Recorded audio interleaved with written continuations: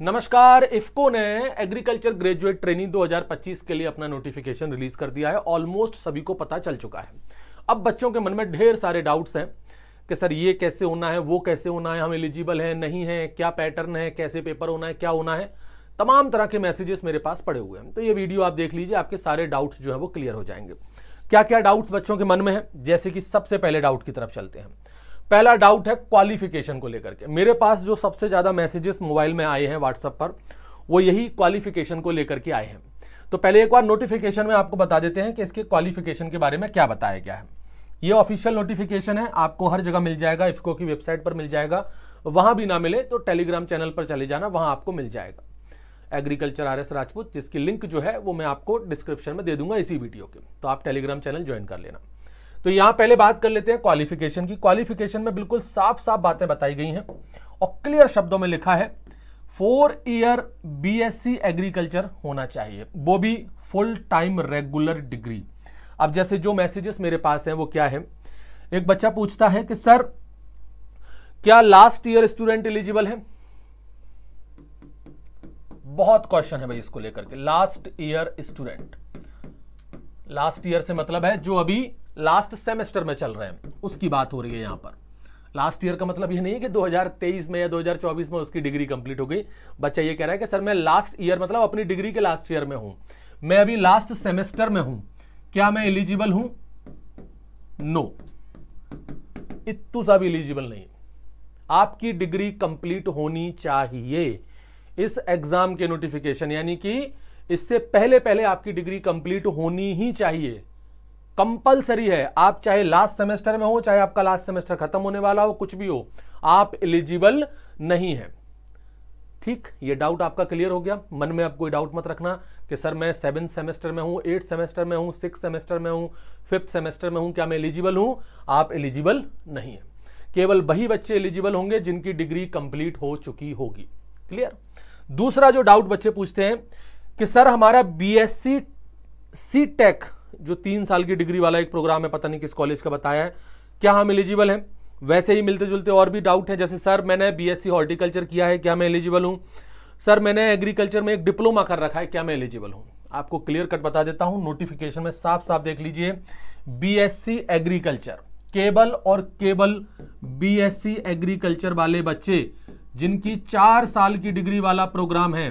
ध्यान रखना, बहुत सी ऐसी जगह है यहां पर BSc एग्रीकल्चर 3 साल की भी है, पता नहीं ऐसे हैं कॉलेजेस इंडिया के अंदर जो BSc एग्रीकल्चर 3 साल, वो भी एलिजिबल नहीं है। BSc agriculture 4 year degree programme होना चाहिए, 4 ईयर डिग्री प्रोग्राम। अगर आपके पास ये है तो आप एलिजिबल हैं। Horticulture not eligible. कोई C.Tech से कर रखा है, नॉट एलिजिबल। कोई फिशरी से कर रखा है, नॉट एलिजिबल। कोई डिप्लोमा आपके पास है, नॉट एलिजिबल। सीधी सी बात, आपके पास BSc एग्रीकल्चर है, 4 साल की डिग्री वाली है, तो आप एलिजिबल हैं और वो कंप्लीट होनी चाहिए। ऐसा नहीं है कि लास्ट सेमेस्टर में है तो नहीं। ये आपका एक सबसे बड़ा डाउट जो बच्चों के मैसेजेस सबसे ज्यादा हैं ये है। एक और डाउट यहां पर बोला गया है कि सर हमारी डिग्री 2021 में कंप्लीट हुई है, क्या हम एलिजिबल हैं? क्योंकि काफी लोग कह रहे हैं कि एलिजिबल नहीं है। ये भी एक पॉइंट है, चलो देख लेते हैं। इसी में आपका एलिजिबल क्वालिफिकेशन में आप देखोगे तो यहां पर 3rd पॉइंट में जाकर के देखिए। 3rd पॉइंट में मेंशन है clear, candidate who have passed BSc agriculture degree in the year 2022 and thereafter can apply the form. यानी जिन लोगों की डिग्री 2022 में हो चुकी है और उसके बाद, यानी कि उसके बाद आता है 2023 में हो चुकी है और उसके बाद आता है 2024 में हो चुकी है, केवल यही लोग अप्लाई हैं। और अभी क्या चल रहा है, अभी 2025 चल रहा है, तो 2025 में तो अभी लोगों का 8th सेमेस्टर चल ही रहा है, तो वो लोग तो वैसे भी एलिजिबल नहीं है। यानी कि सादा सिंपल भाषा में कहा जाए तो ये 3 साल वाले बच्चे ही एलिजिबल हैं। कौन कौन?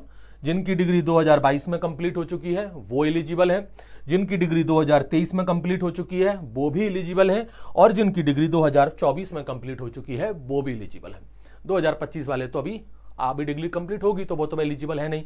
तो अगर बच्चे ने पूछा है सर मैं 2021 वाला हूं, क्या आप एलिजिबल हो? नहीं हो। 2021 वाले एलिजिबल नहीं है। 2022, 23 और 24 ये 3 साल वाले जो बच्चे हैं जिनकी डिग्री इन 3 साल में कंप्लीट हुई है, 2022 में, 2023 में, 2024 में, केवल और केवल वही बच्चे एलिजिबल हैं, वही फॉर्म भर सकते हैं। क्लियर हो गया? आ गई बात समझ में। अब बात करते हैं भाई, एक है कि सर मेरा OGPA 65% है, आप एलिजिबल हो, कोई टेंशन नहीं है। देखो यहां पर सेकंड पॉइंट में दिया गया है, जनरल और OBC वाले जो बच्चे हैं उनका मिनिमम जो एग्रीगेट है वो 60% होना चाहिए, यानी कम से कम 60% आपकी डिग्री में होना चाहिए BSc एग्रीकल्चर की में। किसके लिए? जनरल और OBC के लिए। SC और ST के कैंडिडेट्स हो तो उनकी कम से कम 55% मार्क्स डिग्री में होना चाहिए। इतने तो होते ही हैं यार, 55% से भी कम कौन लाता है? मैं तो ये कहता हूँ 60% से भी कम कौन लाता है, भले ही SC ST का भी हो, 60% से तो ऊपर सबके आते हैं। तो आप 65% वाला जो बच्चा है वो एलिजिबल है, बिल्कुल एलिजिबल है। SC ST में हो तो 55% से कम नहीं होना चाहिए, और OBC और जनरल कैंडिडेट हो तो 60% से आपके डिग्री में कम नहीं होनी चाहिए, उससे ऊपर है तो आप बिल्कुल एलिजिबल हो। ठीक, अच्छा एक यहां पर क्वेश्चन जो फोर्थ में बच्चे ने पूछा है कि सर मैं प्राइवेट कॉलेज से हूं, क्या मैं एलिजिबल हूं? बिल्कुल भाई, आप भी एलिजिबल हो, क्योंकि यहां पर बताया गया है कि जो भी क्वालिफिकेशन है वो UGC रिकॉग्नाइज्ड यूनिवर्सिटी से होना चाहिए। अब तो देखो ये डाटा क्या मैं कहूंगा, ये बातें काफी पुरानी हो चुकी हैं, काफी कंफ्यूजिंग है। बच्चे पहले सोचते थे ICR एक्रीडेशन क्या है, अब मैं समझता हूं सब बच्चे जानते हैं कि ICR एक्रीडेशन क्या होता है। ICR कुल मिलाकर के गाइडलाइन प्रोवाइड करता है किसी भी कॉलेज को कि कैसे कॉलेज में आपको क्वालिटी मेंटेन करनी है, तो उसके लिए एक्रीडेशन की प्रोसेस होती है। बहुत सारे कॉलेज है इंडिया के अंदर जो ICR एक्रीडेटेड है। पॉइंट ये नहीं है कि ICR एक्रीडेशन है नहीं है, यहां पर सिंपल सा कहा गया है कि आपका जो कॉलेज है, जिस भी किसी कॉलेज में आप पढ़ रहे हो, चाहे वो आपका प्राइवेट कॉलेज हो चाहे वो आपका गवर्नमेंट कॉलेज हो, वो UGC रिकॉग्नाइज्ड होना चाहिए,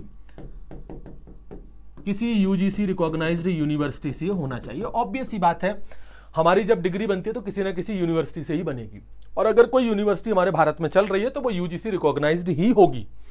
बिना UGC रिकॉग्नाइज्ड की कौन सी यूनिवर्सिटी है? कोई नहीं है, सब UGC रिकॉग्नाइज्ड ही है। अब वो ICR का एक्रीडेशन है वो एक अलग पॉइंट है, उसकी बात यहां पर नहीं की गई है। तो चाहे यहां पर गवर्नमेंट कॉलेज के बच्चे हों, ये तो एलिजिबल है ही, चाहे यहां पर प्राइवेट कॉलेज के बच्चे हों, ये भी एलिजिबल है। क्लियर? तो मेरे बच्चे तुम बिल्कुल एलिजिबल हो, प्राइवेट कॉलेज के बच्चे भी इसमें एलिजिबल हैं, टेंशन लेने की बात नहीं है। ठीक, एक तो क्वालिफिकेशन को लेकर के ये डाउट बहुत ज्यादा थे, ये आपके डाउट हुए क्लियर। नेक्स्ट जो आपका है डाउट, उस पर चलते हैं। डाउट नंबर 2 वो है अपर एज लिमिट। लगाओ भाई IMP, मेरी आदत है IMP लगाने की, तो इस पर भी IMP लगा दो भाई, बड़ा इंपॉर्टेंट है सर अपर एज लिमिट। कोई क्वेश्चन तो नहीं आया है लेकिन बच्चों के मन में डाउट है। अपर एज लिमिट वैसे तो देखो साफ साफ उन्होंने कर दिया है, 2022 में जो डिग्री कंप्लीट हो, 2023 में डिग्री कंप्लीट हो और 2024 में जिनकी डिग्री कंप्लीट हो, केवल ये 3 वाले बच्चे ही एलिजिबल हैं। फिर भी अपर एज लिमिट की बात करें तो इनका नोटिफिकेशन ही देखते हैं। इनके नोटिफिकेशन में कहा गया है 30 साल। 30 साल कब से? 1 मार्च 2025 से, यानी कि 1 मार्च 2025 ये जो तारीख है, इस तारीख तक आपकी उम्र 30 साल तक है तो आप एलिजिबल हैं। अगर आपका एक दिन भी ज्यादा हो गया तो आप एलिजिबल नहीं हो। अगर आप 29 साल या कहें अपन 30 साल में एक दिन आपके कम है तो भी आप एलिजिबल हो। इस तारीख तक, इस तारीख को गिना जाएगा, ध्यान रखना। आप किस दिन फॉर्म भर रहे हो इससे मतलब नहीं है कि सर मैंने फॉर्म 5 तारीख को भरा है तो मेरी 5 तारीख तक गिनी जाएगी क्या? नहीं, 1 तारीख मतलब 1 तारीख। अब आप फॉर्म भले ही 5 तारीख को भरो, 10 तारीख को भरो, आपकी डेट जो है वो 1 तारीख मतलब 1/5/2025 तक 30 साल तक होनी चाहिए बस। 30 साल से अगर ऊपर है तो फिर आप एलिजिबल नहीं हो। इसमें रिलैक्सेशन भी है, 5 साल का रिलैक्सेशन जो है वो SC ST के लिए है, और 3 साल का रिलैक्सेशन जो है वो OBC है, नॉन क्रीमी वाले, ध्यान रखना, क्रीमी लेयर वाले नहीं, नॉन क्रीमी वाले। ठीक है, मेरे हिसाब से तो इसका कोई मतलब बनता ही नहीं है जब यहां पर ही सारी पाबंदी खत्म कर दी है। 2022, 2023 और 2024 ये 3 वाले ही एलिजिबल हैं। और ऑब्वियस सी बात है, आप खुद ही सोचो कि जिस बच्चे ने 2024 में डिग्री कर रखी होगी वो 30 साल तक का तो नहीं हुआ होगा भाई। 2023 में, 2022 में भी अगर उसने डिग्री कर रखी है तो उसकी उम्र मान के चलिए 25-26 साल की होगी।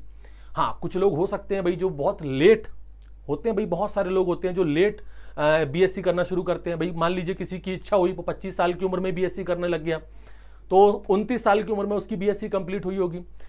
तो भाई ऐसे बच्चे भी होते हैं। तो मैं वो ऐसे नहीं कह रहा हूं कि आप लोगों को लग जाए कि सर ये ऐसे कैसे कह रहे हो, सर मैंने तो बहुत लेट किया है, भले ही कब किया हो, लेकिन आपको बता देते हैं 2022, 2023 और 2024 वाले बच्चे एलिजिबल हैं। और ज़्यादातर ये जो बच्चे एलिजिबल हैं, मतलब इनकी डिग्री जो कंप्लीट हुई है वो यूजली 25-26 साल के ही होंगे। फिर भी अगर आपकी उम्र 30 साल से ऊपर है तो आप एलिजिबल नहीं है। ठीक है, इस पॉइंट को भी याद रखिएगा। चलो अगला डाटा जो है, मतलब अगला जो डाउट है वो ये है, हाँ ये मेरे से बच्चे ने पूछा है कि सर ये जॉब जो है वो परमानेंट है या टेम्परेरी है। बच्चे ने पूछा है कि सर ये जो इफको एजीटी की जॉब है क्या ये परमानेंट है या टेम्परेरी है?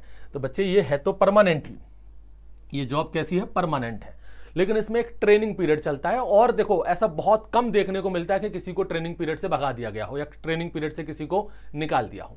ऑलमोस्ट जिनका सिलेक्शन हो गया है, जो ट्रेनिंग पीरियड में गए हैं, वो फिर जॉब करते ही हैं, और ये परमानेंट जॉब ही है, टेम्परेरी जॉब नहीं है। इसमें क्या, एक चीज मैं आपको बताता हूं ट्रेनिंग पीरियड जो होती है वो इसमें 1 साल की होती है। कितने साल की होती है भाई? 1 साल की। आईएमपी लगा देना इस पॉइंट पर, यानी 1 साल तक आप वहां पर ट्रेनिंग करोगे। ट्रेनिंग के दौरान हो सकता है वो निकाल दे, वैसे नहीं निकालते, ऐसे केसेस देखने को नहीं मिलते हैं कि किसी को ट्रेनिंग पीरियड में निकाल दे। हाँ, अब ऐसा है कि आप किसी मैनेजर से ही लड़ गए वहां के, उसके मालिक में आपने दे 2-3 दे दिए, तो फिर तो निकालेगा ही वो काम नहीं करना है। लेकिन वैसे ट्रेनिंग पीरियड से आपको किसी को नहीं निकाला जाता है। तो 1 साल का ट्रेनिंग पीरियड है। एक ये कंपनसेशन है, ये भी देख लो। चलो किसी ने पूछा नहीं है, वैसे मैं तो ये कहूंगा कि ये सैलरी वाली बातें सिलेक्शन से पहले करनी भी नहीं चाहिए। पहले सिलेक्शन ले लो, उसके बाद सैलरी की बातें करेंगे। फिर भी देखो यहाँ पर एट प्रेजेंट जो ऑर्गेनाइजेशन का रूल है उसके हिसाब से स्टाइपेंड दिया जाता है 33,300 पर मंथ, जो कि अच्छा खासा है। आप 1 साल की ट्रेनिंग जब कर लेते हो तो उसके बाद जो आपका स्टाइपेंड क्या कहें, जो सैलरी है वो बेसिकली 37,000 रुपए हो जाती है। बेसिक पे है ये पर मंथ का, ठीक है। जो रेगुलर पे रहेगा वो 37,000 से लेकर के 70,000 है। इसके अलावा इसमें अलाउंसेस, बेनिफिट्स, जो कुछ भी है ऑर्गेनाइजेशन के अकॉर्डिंग वो मिलते रहेंगे। अभी ज्यादा दिमाग लगाने की जरूरत नहीं है इसमें, ठीक है। पहले पढ़ाई पर ध्यान दे लो, सिलेक्शन हो जाएगा, उसके बाद सब समझ में आ जाएगा कितनी सैलरी मिलती है। अभी सैलरी के ऊपर ध्यान नहीं, बस खाली मोटिवेशन के लिए ठीक है कि हाँ भाई 40-45,000 तनख्वाह मिल जाएगी हमको, ऐसा मान करके चलो। आगे बढ़ते हैं। अगला जो डाउट है वो है सर्विस बॉन्ड का। ये क्वेश्चन तो नहीं पूछा गया है लेकिन है, अच्छा पॉइंट है सर्विस डाउट का, मतलब सर्विस बॉन्ड का। बहुत से बच्चे क्या करते हैं, ट्रेनिंग पीरियड कंप्लीट कर लिया, मतलब सिलेक्शन हो गया। अब बच्चे सिलेक्शन हो रहे हैं तो कई बच्चे तो ऐसे होशियार होते हैं कि कई एग्जाम में सिलेक्शन होते हैं फिर इनके, और कईयों के ऐसे होता है कि एक भी एग्जाम में सिलेक्शन नहीं होता। तो भाई किसी बच्ची का मान लीजिए एजीटीए में भी सिलेक्शन हो गया, उसने जाकर के ज्वाइन कर लिया। अब ज्वाइन जाकर के किया है, उसने ट्रेनिंग की है भाई 1 साल की, वो लोग भी अपना पैसा खर्च कर रहे हैं आपके ऊपर, ट्रेनिंग दे रहे हैं आपको, आपका उन्होंने पूरा सिलेक्शन प्रोसीजर करवाया है, सिलेक्शन करके आपको ट्रेनिंग दी है, फिर वो आपसे कुछ काम भी लेंगे, उसके बदले आपको सैलरी भी देंगे। अब अचानक से आप बोले कि यार मुझे तो नौकरी छोड़ना है, मेरा तो कहीं और सिलेक्शन हो गया, या आपकी इच्छा ही नहीं है, मुझे तो नौकरी छोड़ना है, तो ऐसे नहीं छोड़ सकते। उन्होंने सर्विस बॉन्ड है। सर्विस बॉन्ड क्या कहता है इनके नोटिफिकेशन में ही देख लेते हैं। ये कहते हैं कि अपॉइंटमेंट के बाद, ध्यान रखना, अपॉइंटमेंट के बाद जो जनरल और ओबीसी कैटेगरी के बच्चे हैं उनको 80,000 रुपए का सर्विस बॉन्ड देना पड़ेगा। मतलब 80,000 का सर्विस बॉन्ड जो है वो भरना पड़ेगा। यानी कि अगर वो बच्चा नौकरी छोड़ता है, कब तक छोड़ता है? 3 साल के अंदर। कहने का मतलब यह है कि ट्रेनिंग जब वो कर लेगा, ध्यान रखना, ट्रेनिंग के बाद कम से कम 3 साल की नौकरी उसको करनी पड़ेगी।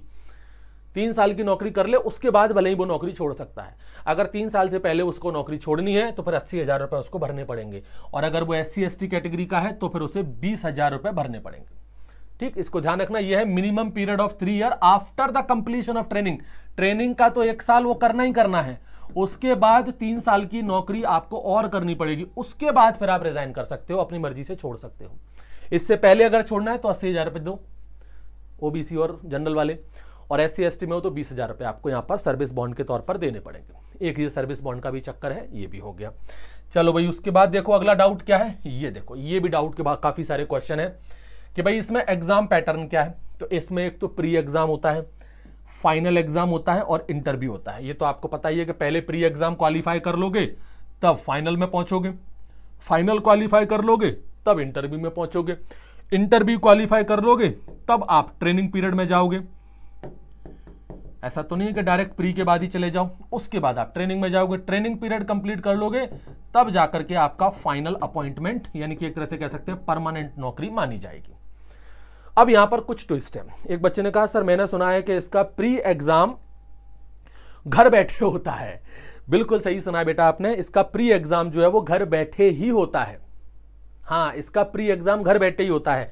इसको देख लो जरा, इनके नोटिफिकेशन में देख लेते हैं। जो एलिजिबल कैंडिडेट सिलेक्शन प्रोसीजर क्या है वो कहता है, एलिजिबल जो भी कैंडिडेट्स है, मतलब एलिजिबल कैंडिडेट्स का मतलब है कि जिनका फॉर्म सब कुछ ठीक है, जो लोग एज क्वालिफिकेशन में ठीक बैठ रहे हैं, डिग्री उनकी कंप्लीट है, वो लोग, उनका पहले प्री एग्जाम होता है। ये प्री एग्जाम जो है वो कंप्यूटर बेस्ड ऑनलाइन टेस्ट होता है और ओपन एनवायरनमेंट में होता है।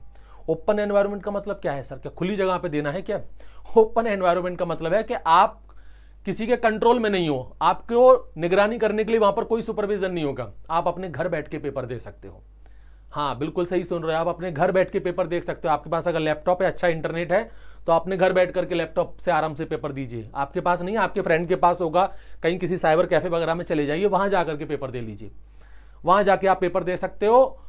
तो सर इसमें तो नकल भी हो जाएगी, कर सकते हो तो कर लेना, अगर नकल कर सकते हो तो भाई कर लेना, ओपन एनवायरनमेंट में दे रहे हैं ना वो। अब एक बच्चे ने सर पूछा है कि सर ऐसा क्यों करवा रहे हैं, ये क्यों करवा रहे हैं सर, इसका क्या मतलब बनता है? जब ओपन एनवायरनमेंट में कराने का मतलब क्या, बच्चे तो नकल कर लेंगे भाई, होगा कुछ मतलब, हो सकता है वो ये चेक करना चाहते हो कि बच्चा किताबों से देख करके नकल करके भी कितना कर पाता है, क्या पता भाई उनका यही मंशा हो, यही चेक करने की मंशा हो। यहां पर क्या रहता है, प्री एग्जाम जो ये कराते हैं, उस प्री एग्जाम में ये कुल 150 क्वेश्चन पूछते हैं। कितने क्वेश्चन पूछते हैं भाई? 150 क्वेश्चन। इन 150 क्वेश्चन में से जो 100 क्वेश्चन है वो रहते हैं आपके एग्रीकल्चर के, और बाकी के जो 50 क्वेश्चन हैं उसमें कुछ 4-5 सब्जेक्ट और होते हैं, जैसे उसमें आपका रीजनिंग पूछा जाएगा, ठीक है, उसमें आपका न्यूमेरिकल एबिलिटी जो है वो उससे क्वेश्चन आ जाते हैं, कुछ 10-10 क्वेश्चन ऐसे आते हैं, कुछ आपका इसमें जनरल अवेयरनेस से क्वेश्चन आ जाते हैं, ठीक है, कम्युनिकेशन स्किल वगैरह को लेकर के क्वेश्चन आ जाते हैं, कुछ एनालिटिकल्स जो स्किल्स वगैरह होती हैं, एनालिटिकल रीजनिंग वगैरह जो रहती हैं वहाँ से क्वेश्चंस आ जाते हैं। तो ये कुछ क्वेश्चन है, 50 क्वेश्चन यहाँ से आते हैं, 50 क्वेश्चन एग्रीकल्चर से आते हैं, और 150 ही मार्क्स होते हैं। और यूजुअली जो टाइम मिलता है वो मिलता है 60 मिनट का, कि भाई 1 घंटे में 150 क्वेश्चन करने हैं। ओपन एनवायरनमेंट है, आपको देखने वाला कोई नहीं है, अपने घर बैठ करके पेपर दीजिए, नकल कर सकते हो तो कर लो। कई बार नकल करने वाले बच्चों के सिलेक्शन नहीं होते हैं, क्योंकि वो पेपर पलटने में रह जाते हैं, इस किताब में उस किताब में कुछ नहीं मिलता। इसलिए तैयारी करो, नकल के भरोसे मत बैठना। एक नॉर्मल जो टेस्ट होता है, जैसे आप कोचिंग के टेस्ट भी तो देते हो ना, उसमें भी तो ओपन एनवायरनमेंट ही है।